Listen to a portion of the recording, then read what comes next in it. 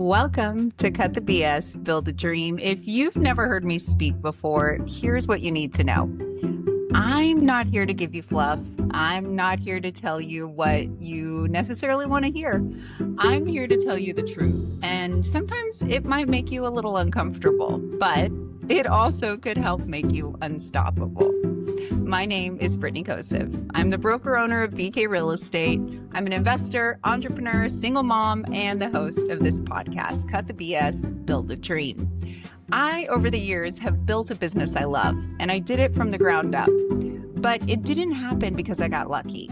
It happened because I learned how to think differently, how to move strategically, and sometimes rising above the noise, which a lot of that was not really from the outside, but mostly the noise in my own head. And today I want to show you what I learned from one of the most misunderstood creatures on the planet. That's the vulture. All right, you ready to dive in? Here we go. So this all kind of came to me when I was on an evening hike. We'd gone to Fredericksburg, Texas for the weekend, and we were hiking the Summit Trail on Enchanted Rock. And if you've ever been to Texas in the summer, you already know that evening doesn't mean things cool off. It was still 90 degrees out, and it was that kind of heat, that sticks to your skin, where the air feels heavy and thick, and every breath was warm, even the breeze. When it showed up at all, it felt like that breeze was coming straight out of a hairdryer. And Enchanted Rock isn't just a hill. It's actually this massive granite stone that's over 1 billion years old. It's this dome of pink granite, and it rises several hundred feet above the Texas Hill Country. And the summit sits almost 2,000 feet above sea level. And the climb up is like a straight shot. It isn't miles long, but it's straight. It's literally straight up. And you're climbing on a rock with no shade. And in that heat, every step really just demands your focus, especially in the summertime. The granite beneath your feet radiates back all the sun had soaked up during the day. My water bottle was getting warmer with every sip, and my shirt was sticking to my back. And when I finally reached the top, just as the light began to soften in the sky, that beautiful golden hour where the shadows stretch long and the hills turn this beautiful deep blue, I lay down on the stone and I was just looking out, and that's when I saw them. Turkey vultures, black vultures, dozens of them circling in slow, perfect arcs. They weren't frantically flapping. No, no, no. There was no wasted effort, just this absolute command of the air. And most people, they probably didn't even notice them. They'd look for pretty birds like hawks and eagles, someone with a better PR. But vultures, they get labeled ugly. They're morbid, they're ominous. But as I was sitting there, sweat dripping, chest still rising and falling, I thought, maybe I've been looking at these creatures all wrong. So when I got home, I decided to do some research on these birds. And what I learned was very interesting, at least to me anyway. Maybe the way they rise, they wait, they endure, the bad rap, maybe it's something we should model. And that's what we're going to do today. Let's cut the BS about what success looks like and learn how maybe we should fly more like the vulture in life. So let's start off with some of the research I did. Here's the first fact, and it's crazy. The griffon vulture has been recorded flying at 37,000 feet. That is higher than Mount Everest, higher than most commercial planes go. And here's another neat thing. They don't get there by flapping harder than all the other birds. They get there by finding the right thermal, the right current, and that lifts them. It's like us, right? Many people take breaks, sabbaticals throughout their life. Vultures, they take altitude sabbaticals. They don't even flap when they catch those thermals. They just hold steady. And here's what this looks like for me in life and in business. I take little sabbaticals. Every Sunday evening, I step back from the noise and I map out my week before it starts so that when Monday comes around, it doesn't control me. I control Monday. And then once a quarter, I do the same thing. I take an entire day. I try not to take a lot of phone calls. I try not to do meetings and no email, which I have a hard time checking anyway. Just me and the next 90 days. I do it in December every year from the winter solstice to New Year's Day. I just go deep. I map the whole year ahead, whatever my vision is for the year, my goals, the big moves, my non-negotiables. Those moments, the Sundays, the once a quarter, the yearly end, they get me above the noise because clarity, it lives at altitude. Now, I'm going to give you some human examples of each of these attributes as we go through this. The first one, though, is Nelson Mandela. Mandela spent 27 years in prison. It was a forced sabbatical, but let's think about it anyway. The world changed without him. People he loved died, but when he finally walked free, he didn't emerge bitter. He came out with vision. He came out with clarity. He came out understanding that reconciliation, not just revenge, was the only path forward for his country. That kind of altitude, it comes from stepping away from the noise and focusing on the bigger picture. And so the cut the BS moment here is you cannot make your best moves when you're buried in the weeds. You've got to get some altitude. And so let me ask you, when's your next climb above the chaos? Is it actually a scheduled thing or is it just a someday? Can you start by budgeting a day for planning? Not rest, but intentional planning and thinking. There's this African folktale I read about too. All the birds were gathered. They were gathered to choose a king. Okay, the king of the birds. Was it going to be the peacock? Maybe. She's gorgeous, right? But they also smell terrible and they have a voice like nails on a chalkboard. Could it be the eagle? Strong and fierce, but is he the best? I don't know.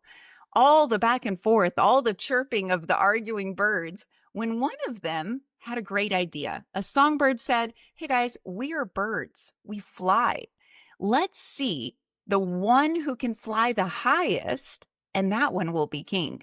And so they take off, hawks climb, cranes stretch their wings, eagles soar, but one by one, they tire and they return to the ground, except one, the vulture. He keeps going. For 3 days, he climbs higher and higher and higher until the others can't even see him anymore. And when he returns, exhausted, but alone at the top, the others all bow. Not because he was the prettiest, not because he was the fastest, but because he went the farthest and stayed the longest. We see this in famous people too. Take Serena Williams, for example. Serena's stories always moved me. It's truly the definition of staying power. In 1999, when she was just 17, she wins her first Grand Slam in the US Open. And then from 2003 to 2006, she had a lot of hardships. There were knee injuries and the murder of her half sister. It really dropped her ranking. Many people thought, she's done. She's not going to come back from this. And then in 2011, things got worse. A pulmonary embolism nearly killed her, but she recovers. She trains. She keeps living. Then in 2017, she wins the Australian Open while pregnant. Repeat, while pregnant.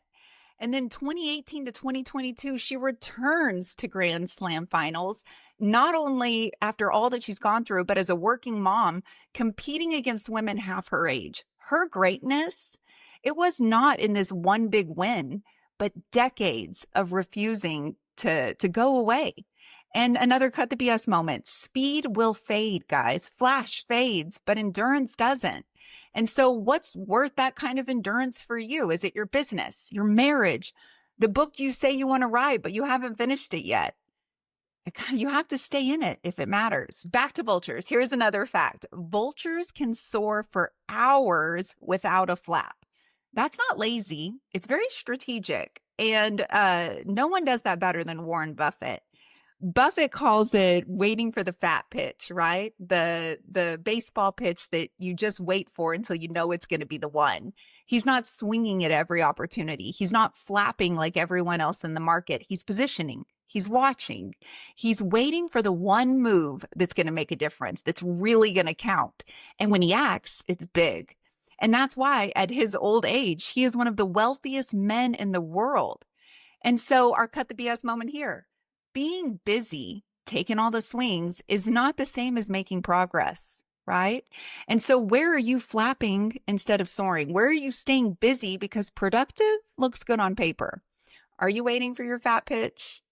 Now, here's where vultures really get a bad rap. They're nature's cleanup crew.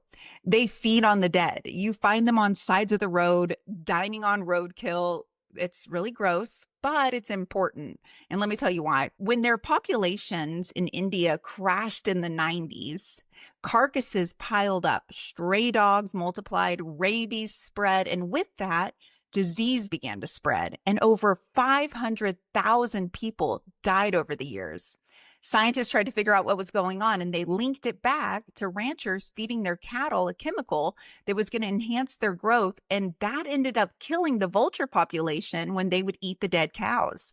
That one thing ended up harming the ecosystem that was there to keep disease away.